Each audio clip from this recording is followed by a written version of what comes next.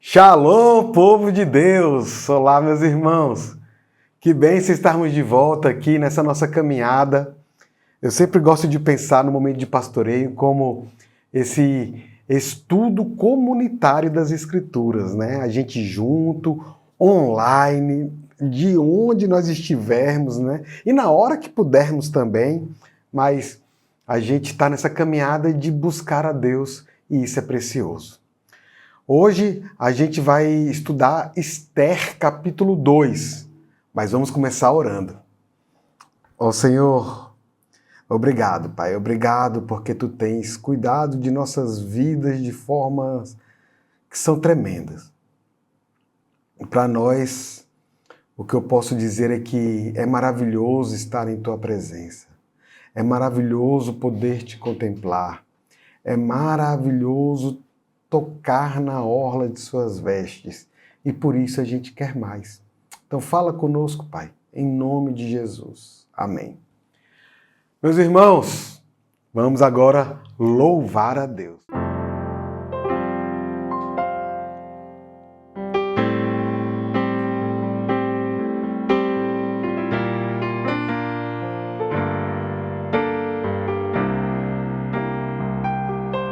Nosso Deus é soberano, Ele reina antes da fundação do mundo. Nosso Deus é soberano, Ele reina antes da fundação do mundo. A terra era sem forma e vazia, e o Espírito do nosso Deus se movia sobre a face das águas. Foi Ele quem criou o céu dos céus e fez separação das águas da terra seca. Ele quem criou os luminares e criou a natureza e formou o homem.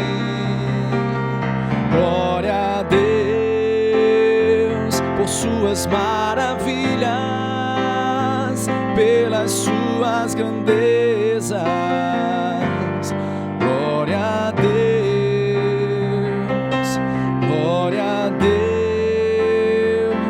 Suas maravilhas, pelas suas grandezas. Glória a Deus, glória a Deus. No início, declarar essa verdade. Nosso Deus é soberano, Ele reina da fundação do mundo. Nosso Deus é soberano, Ele reina antes da fundação do mundo. A terra era sem forma e vazia, e o Espírito do nosso Deus se movia sobre a face das águas. Foi Ele quem criou o céu dos céus e fez separação das águas da terra seca.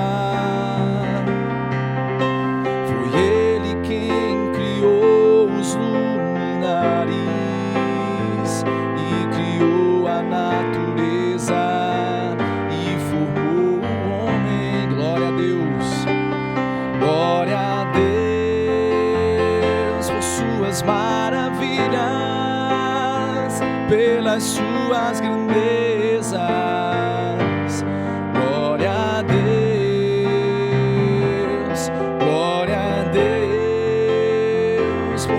suas maravilhas, pelas suas grandezas. Glória a Deus, glória a Deus.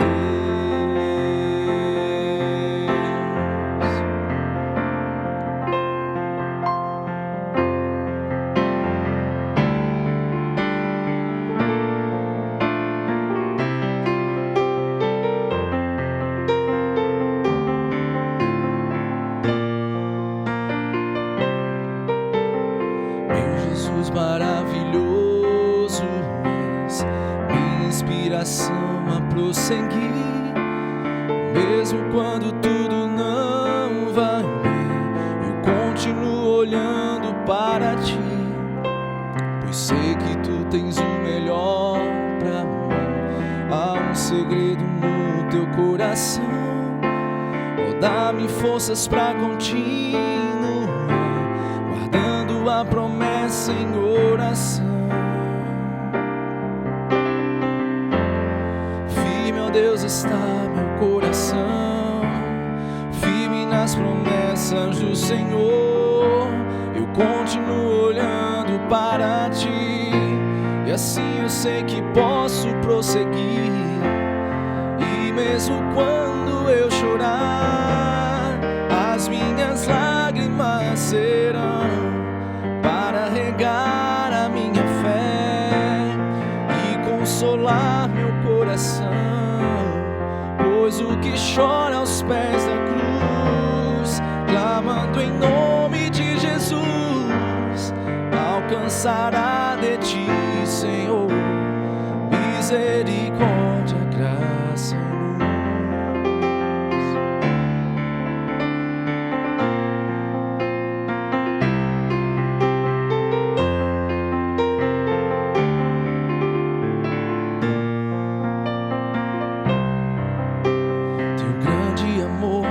Cessa, eterno, não tem fim. Quão grande és tu, Senhor, quão grande és pra mim. Tua graça é o meu refúgio, descanso no teu poder. Maravilhoso és, maravilhoso és pra mim. Deus, está meu coração, firme nas promessas do Senhor. Eu continuo olhando para ti, e assim eu sei que posso prosseguir.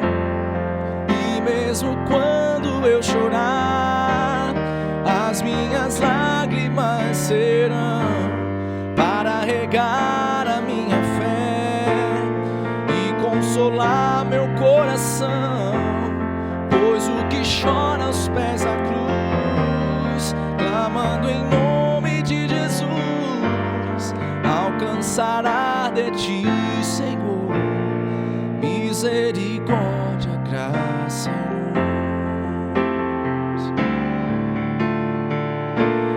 Misericórdia, graça e luz. Misericórdia, graça e luz.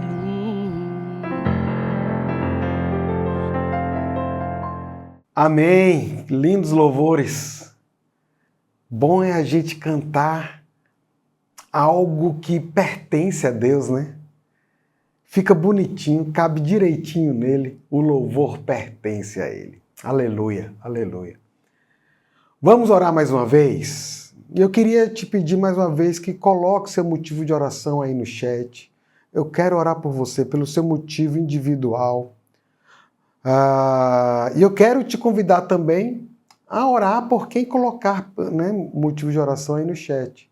Seja pedido, seja agradecimento, seja adoração a Deus, né? A gente se sustenta em oração. O povo de Deus é assim. Mas agora, nesse momento, a gente ora por nossas causas mais gerais, né?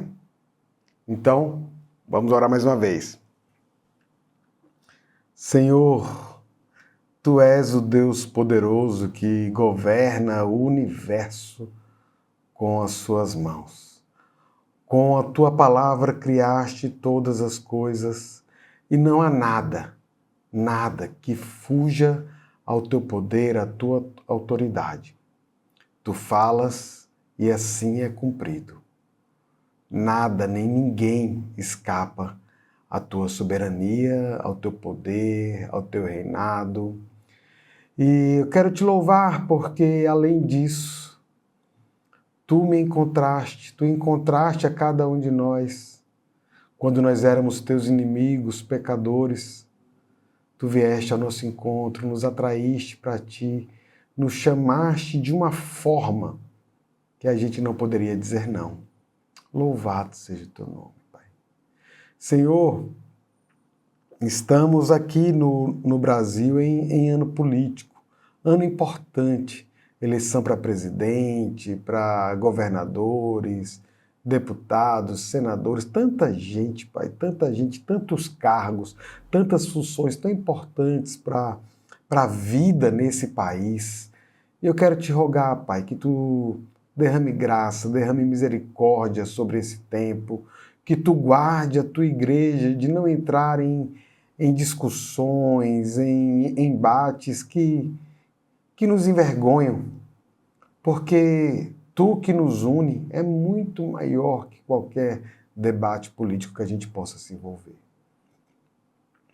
Quero te rogar, Pai, também por nossos líderes espirituais, abençoa, Pai, a liderança da tua igreja espalhada pelo mundo. Em especial te rogo aqui pela Igreja das Graças. Abençoa o pastor Sávio, pastor Jean, pastor Humberto, Letinho, Senhor. Abençoa também os diáconos e presbíteros. Abençoa as lideranças de ministério. Abençoa nossas famílias. Precisamos de ti, Pai. Abençoa, nos livra do mal, nos guarda do mal, Pai. Nos guarda dos desejos dos nossos próprios corações, Senhor. Ó, Pai, abençoa também aqueles irmãos que estão passando por alguma luta. Talvez algum irmão que esteja desempregado, talvez com problema financeiro, talvez alguém que esteja enfermo.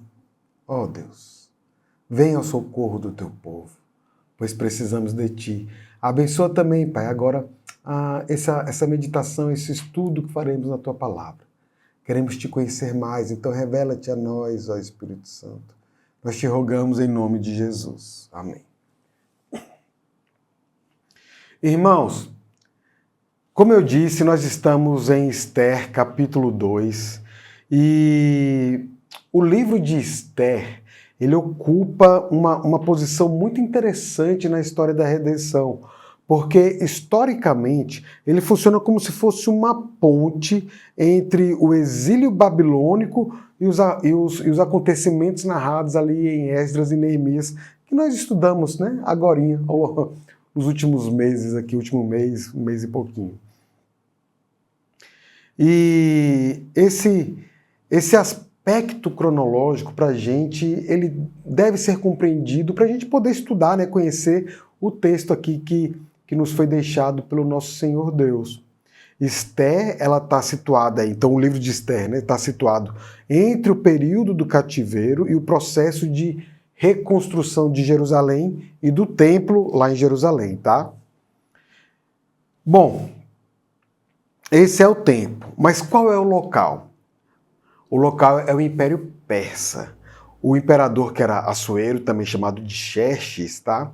Ele sempre realizava grandes banquetes para demonstrar poder, para demonstrar riqueza.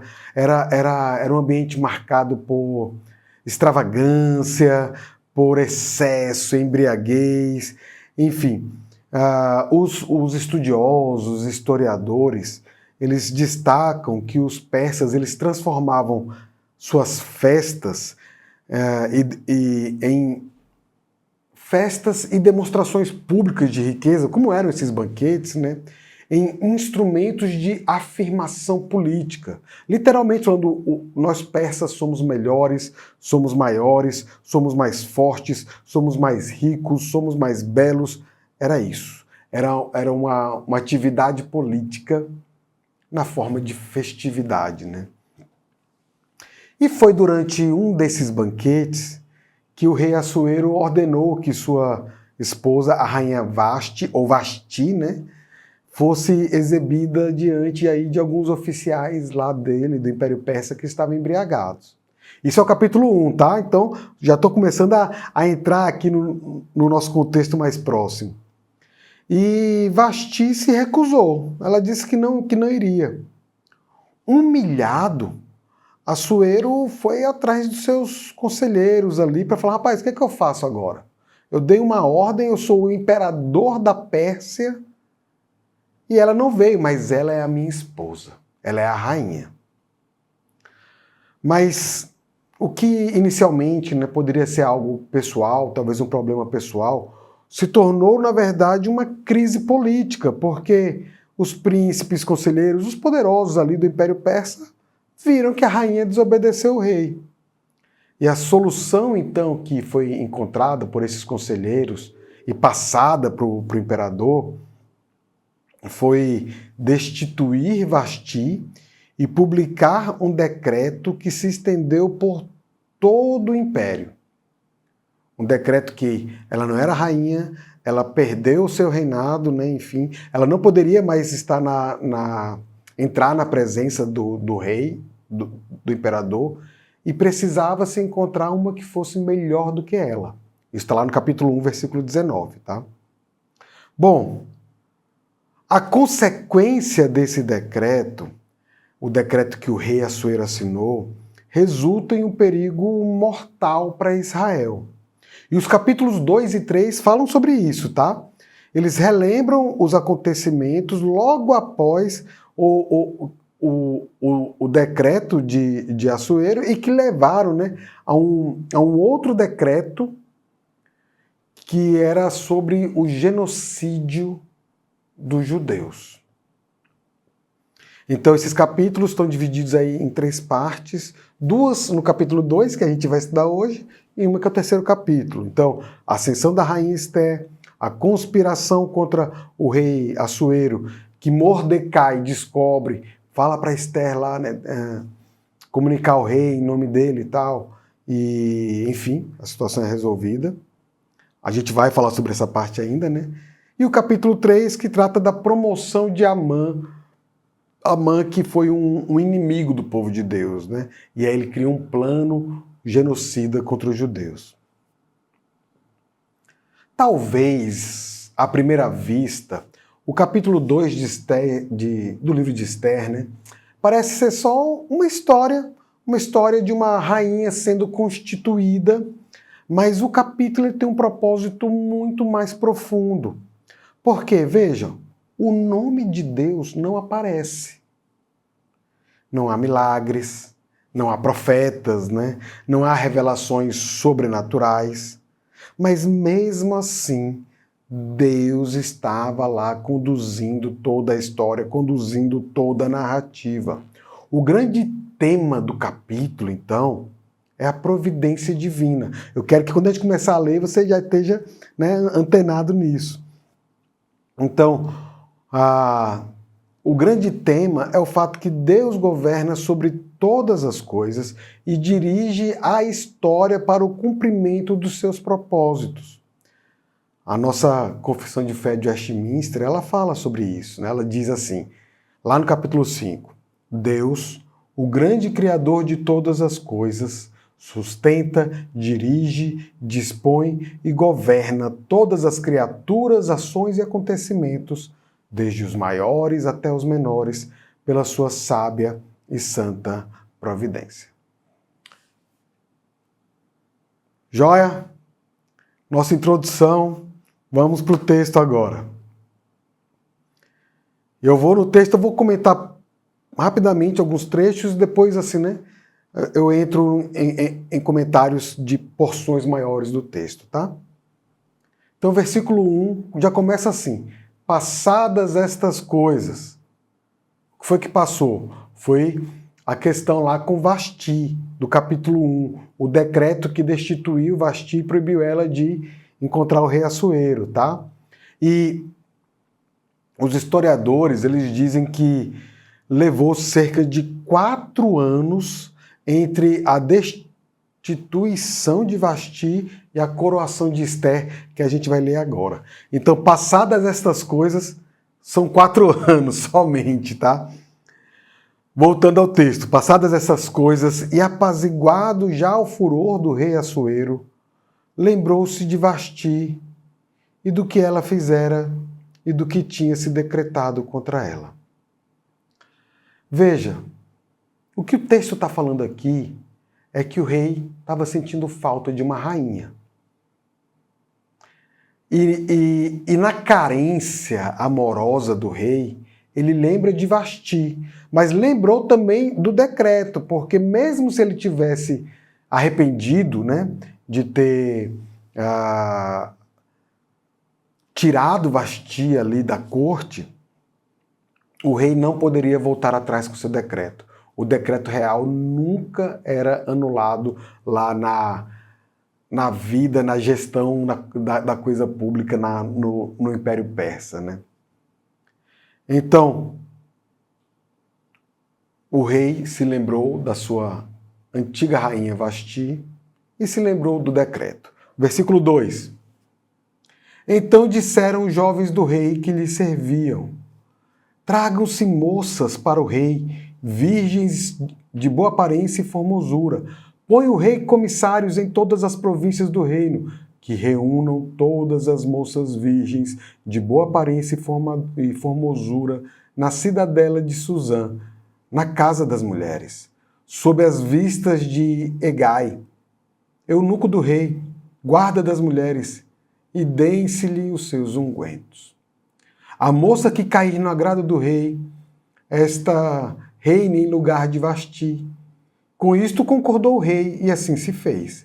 Ora, na cidadela de Suzã havia certo homem judeu, benjamita, chamado Mordecai, filho de Jair, filho de Simei, filho de Quis, que fora transportado de Jerusalém com os exilados que foram deportados com Jeconias, rei de Judá, a quem Nabucodonosor, rei da Babilônia, havia transportado. Mordecai criara a Hadassa, que é Ester, filha do seu tio, a qual não tinha pai nem mãe. E era jovem bela, de boa aparência e formosura. Tendo-lhe morrido o pai e a mãe, Mordecai a tomara por filha. Em se divulgando, pois, o mandado do rei e a sua lei, ao serem ajuntadas muitas moças na cidadela de Suzã, sob as vistas de Hegai, levaram também Ester à casa do rei, sob os cuidados de Hegai, guarda das mulheres. Então, até aqui por enquanto. Assuero estava sentindo falta de uma esposa. Estava com saudades de Vasti. Seus conselheiros apresentam uma solução. Procure uma nova rainha, já que não pode mais trazê-la de volta. Porém, existe um detalhe histórico e técnico aqui, né? Muito interessante, porque tradicionalmente os reis persas, eles escolhiam suas esposas entre 7 famílias aristocráticas do império, 7 famílias importantes ali do Império Persa. Mas os conselheiros proporam algo totalmente diferente, né? A gente acabou de ler aqui. Uma busca em todo o império permitindo que mulheres de diferentes origens e classes sociais participassem da seleção. Comecem a perceber a mão de Deus. A tradição teve uma quebra aqui. E é nesse contexto aqui da história que a gente conhece esses 2 personagens centrais do livro e da narrativa, que são Mordecai e sua filha prima, né, Ester. Bom, Deus estava cuidando do seu povo, Deus estava cuidando dos seus, e conquanto Jerusalém ainda estivesse lá toda, né, derrubada, enfim, talvez nesse período 5 a 10% dos judeus viviam lá em Jerusalém, se é que isso tudo. conquanto o templo também ainda não tivesse sido reconstruído. A providência de Deus não depende da localização do povo, não depende da vida do povo estar ali bonitinha, né, organizada administrativamente ali na cidade, né, de Jerusalém, aí ao redor do templo. Porque não é uma questão de forma.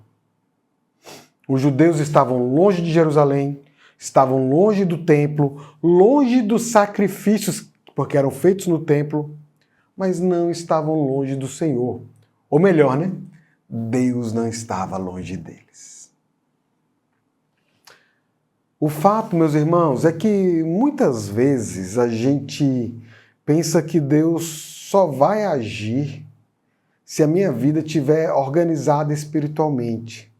Se a minha vida tiver, né, tudo em dia, tudo certinho, tudo... Mas deixa eu te falar uma coisa. Deus trabalha em toda e qualquer situação. Deus trabalha em tempos de crise, Deus trabalha em períodos de exílio, Deus trabalha em momentos de incerteza, Deus trabalha em momentos de perseguição, Deus trabalha em momentos de dificuldade, Deus trabalha inclusive em situações que são comuns na nossa rotina, naquilo que é ordinário. Deus sempre está presente. E assim como Deus não abandonou os judeus na Pérsia, eu quero fazer uma relação com Cristo, pois Cristo não abandona a sua igreja. Mesmo quando a gente não consegue perceber sua presença, mesmo quando a gente está orando e parece que não ouve nada, não tem resposta de Deus, mesmo quando a gente está sofrendo ali, clama, grita, urra e nada acontece. Mesmo nestes momentos, o Senhor continua conduzindo a sua história, meu irmão.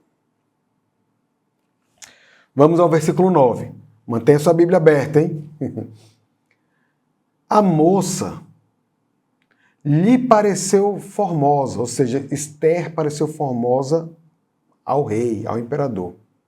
E alcançou favor perante ele, pelo que... Desculpa, eu falei do imperador, não. Agora eu estou falando ainda de Hegai. Hegai que é o eunuco, tá? Então, Esther alcançou favor diante de Hegai, que era o eunuco que cuidava das mulheres que eram candidatas ao imperador. É isso. Então, Hegai se apressou em dar os ungüentos e os devidos alimentos, como também 7 jovens escolhidas da casa do rei. E a fez passar com as suas jovens para os melhores aposentos da casa das mulheres. Esther não havia declarado o seu povo nem a sua linhagem, pois Mordecai lhe ordenara para o não declarasse. Passeava Mordecai todos os dias diante do átrio da casa das mulheres, para se informar de como passava Esther e do que lhe sucederia. Em chegando o prazo de cada moça vir ao rei Assuero, depois de tratada segundo as prescrições para as mulheres, por 12 meses, porque assim se cumpriam os dias de seu embelezamento, 6 meses com óleo de mirra e 6 meses com especiarias e com os perfumes e ungüentos em uso entre as mulheres. Então é que vinha a jovem ao rei. A elas se dava o que desejasse para levar consigo da casa das mulheres para a casa do rei. À tarde, entrava e pela manhã tornava à segunda casa das mulheres, sob as vistas de Saasgás, eunuco do rei, guarda das concubinas. Não tornava mais ao rei, salvo se o rei a desejasse e ela fosse chamada pelo nome. Esther, filha de Abiail, tio de Mordecai, que a tomara por filha, quando lhe chegou a vez de ir ao rei, nada pediu além do que disse Hegai, eunuco do rei e guarda das mulheres. E Esther alcançou o favor de todos quantos haviam. Assim foi levada Esther ao rei Assuero, à casa real, no 10º mês, que é o mês de Tebete, no 7º ano do seu reinado.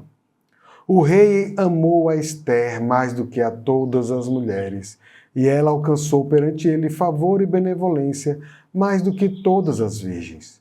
O rei pôs-lhe na cabeça a coroa real e a fez rainha em lugar de Vasti. Como curiosidade, irmãos, a coroação de Esther foi mais ou menos ali em 479 antes de Cristo, após as guerras de Assuero contra os gregos, tá? Só para vocês verem aí o que estava acontecendo. Versículo 18.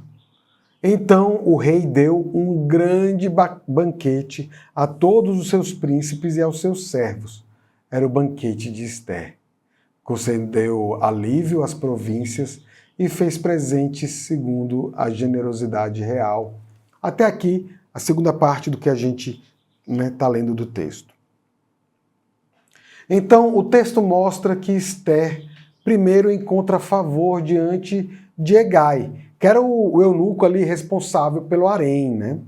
Ela teve um tratamento privilegiado, ficou junto com as 7, né, principais ali. Ela teve acesso aos melhores alimentos e recebeu, inclusive, 7 servas para ajudá-la, né, no seu tratamento de beleza durante um ano para encontrar com o rei Assuero. A repetição desse número 7 na história, tantas vezes, né, nesse trecho aqui que a gente leu, funciona como um sinal da ação providencial de Deus na narrativa.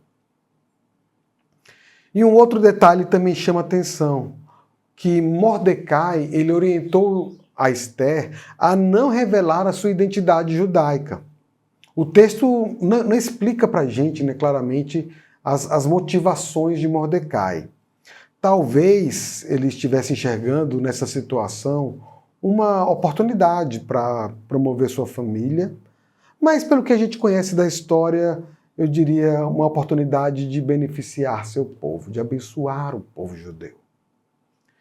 E depois de um longo período de preparação, Esther então foi apresentada ao rei. E o texto ele afirma algo que é tremendo, porque ele diz que Esther encontrou favor não apenas do rei, mas de todos que estavam ali, todos que a conheciam. A beleza física ela é ali enfatizada no texto, mas o que chama atenção para a gente é que essa beleza que se destacava e que brilhava para todos não era distinta da beleza interior dessa mulher, de sua simplicidade, de sua submissão ao pai, né? Tantas coisas que a gente poderia extrair aqui desse texto, mas o fato é que Esther não pediu adornos especiais, ela segue ali o conselho de Hegai, demonstrou discrição, mas também demonstrou sabedoria. E, pela graça de Deus, foi escolhida a rainha. A gente estava conversando na passagem anterior e na introdução, né, da soberania de Deus, de como Deus, ele e sua soberana providência, em sua soberana providência, governa todo o universo. Mas o governo de Deus traz para nós, seus filhos, uma responsabilidade. A soberania de Deus não elimina a responsabilidade humana. Pelo contrário, a soberania de Deus nos dá um privilégio de agirmos em nome de Deus, como imagem e semelhança de Deus. Então Esther ali, né, nesse momento ali desse concurso de beleza, ela demonstrou sabedoria, demonstrou humildade, demonstrou obediência a Mordecai e aos seus orientadores, aqueles líderes que Deus colocou sobre a vida dela para abençoá-la. Ela reconheceu isso e obedeceu. E ela também demonstrou prudência. A providência de Deus e as escolhas humanas caminham juntos. Se você teme a Deus, de verdade teme a Deus, você vai submeter a Ele as suas decisões, as suas escolhas, as suas rotinas. Nossa cultura, né? A cultura do nosso tempo, para fazer um paralelo aqui com o texto que a gente leu, valoriza excessivamente a aparência. A gente sabe, a gente vê esses medicamentos que surgiram aí porque todo mundo quer ficar belo, magro, esbelto, forte do dia para a noite. A aparência está se tornando um ídolo no coração das pessoas. Mas a Bíblia valoriza caráter. A beleza exterior é passageira, mas a beleza interior, ela é cultivada. A Bíblia ela ensina que Deus frequentemente escolhe pessoas improváveis para cumprir seus propósitos. Uma jovem judia órfã, morando no império mais poderoso do mundo, o Império Persa, torna-se a rainha desse império. Séculos depois, Deus também escolheria uma jovem mulher chamada Maria. E Deus a escolheu para participar da maior obra da história, a encarnação do seu próprio Filho. Vamos para o final? Versículo 19 até o 23. Quando pela segunda vez se reuniram as virgens, Mordecai estava assentado à porta do rei. Esther não havia declarado ainda a sua linhagem e o seu povo, como Mordecai lhe ordenara, porque Esther cumpria o mandato de Mordecai, como quando a criava. Naqueles dias, estando Mordecai sentado à porta do rei, 2 eunucos do rei, dos guardas da porta, Bigtã e Teres, sobremodo se indignaram e tramaram atentar contra o rei Assuero. Veio isso ao conhecimento de Mordecai, que o revelou à rainha Esther, e Esther o disse ao rei, em nome de Mordecai. Investigou-se o caso e era fato, e ambos foram pendurados numa forca. Isso está escrito no livro das crônicas perante o rei. O capítulo ele termina com, assim, parece que mudou totalmente a história, né? Parece que é algo secundário em relação à narrativa principal do texto. 2 oficiais da guarda real ali do Império Persa planejam assassinar o rei. Mordecai descobre essa conspiração e informa a Esther. Esther comunica o fato ao rei e atribui o mérito de ter descoberto a Mordecai. Bom, o imperador abre uma investigação, vê que era verdade a ameaça, e os conspiradores são então executados, são enforcados e têm seus corpos pendurados, né? E por fim, o acontecimento é registrado nos arquivos reais. Meus irmãos, os textos que citam Mordecai, textos persas, já foram encontrados. Textos que citam Mordecai já foram encontrados. É verdade. Não tenha dúvida do que a Bíblia revela para a gente. Mas, enfim, o capítulo termina, né? Vem uma história curta, parece que terminou rapidinho ali. Nada aconteceu imediatamente. Nenhuma recompensa foi oferecida a Mordecai. Nenhum reconhecimento a ele também foi concedido. Mas nós, hoje, sabemos que aquele registro lá no livro das Crônicas dos Reis será importante no futuro. É como se Deus estivesse posicionando, né, as peças no tabuleiro ali da história. A providência divina raramente trabalha de uma maneira instantânea. Raramente é um estalar de dedos e as coisas mudam, né? Deus vai conduzindo a história, como o leito de um rio, né? Não é assim que Provérbios fala, que o coração do rei é como o leito do rio nas mãos de Deus e Deus o inclina para onde quer. Deus ele está sempre preparando acontecimentos futuros por meio de circunstâncias que talvez naquele momento pareçam ser insignificantes. E acaba que muitas vezes a gente não compreende, talvez a gente nem percebe o que Deus está fazendo. E essas situações que são assim, aparentemente sem importância, podem tornar-se no futuro, né, instrumentos fundamentais na história da humanidade. Quer ver algo que parecia ser pequeno para alguns, parecia talvez até ser corriqueiro para outros, mas mudou a história da humanidade, dividiu a história da humanidade entre antes e depois? A cruz de Cristo. A cruz pareceu uma derrota, mas Deus estava preparando a maior vitória da história. Aquilo que parecia fracasso tornou-se o instrumento da redenção. A providência divina frequentemente permanece oculta, até que possamos olhar lá para trás e ver que grandes coisas tem feito o Senhor.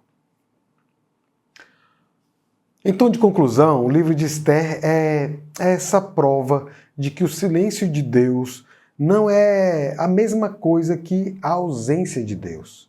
Enquanto o rei escolhia uma rainha, Deus estava preservando seu povo. Enquanto Mordecai exercia suas atividades cotidianas, Deus estava preparando o livramento. Enquanto Esther se adaptava à vida no palácio, Deus estava escrevendo um capítulo decisivo na história da redenção.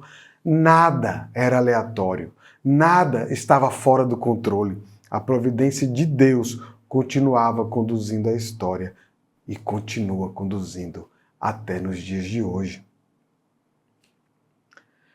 Meu irmão, minha irmã, se alegre e se agrade no conhecimento de que Deus é quem conduz a sua história. Amém? Senhor, Pai, quero te louvar, porque não bastasse essa tão grande vitória, a vitória de Jesus na cruz. Tu permaneces conosco todo dia, todo instante, cuidando de nossas vidas e nos atraindo para Ti. Obrigado, Senhor. Tu és bom, Tu és maravilhoso em todo o tempo. Amém. Vamos para um último louvor?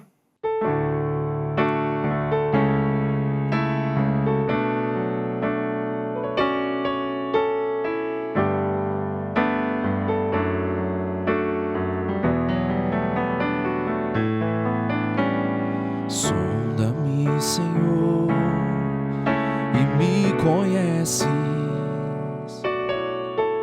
Quebranta o meu coração. Transforma-me conforme a Tua palavra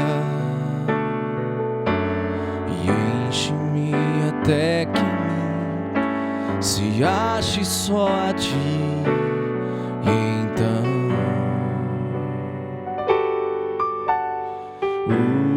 usa-me, Senhor,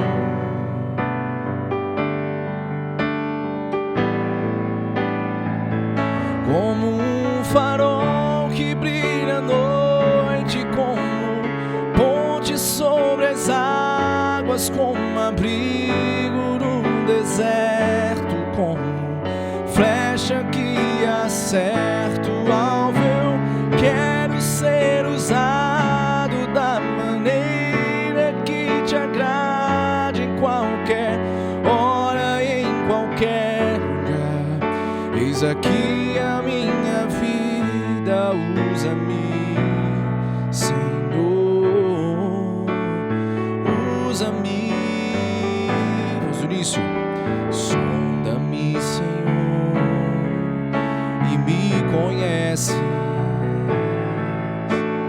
Quebranta o meu coração. Transforma-me conforme a Tua palavra e enche-me até que em mim se ache só a Ti. Então usa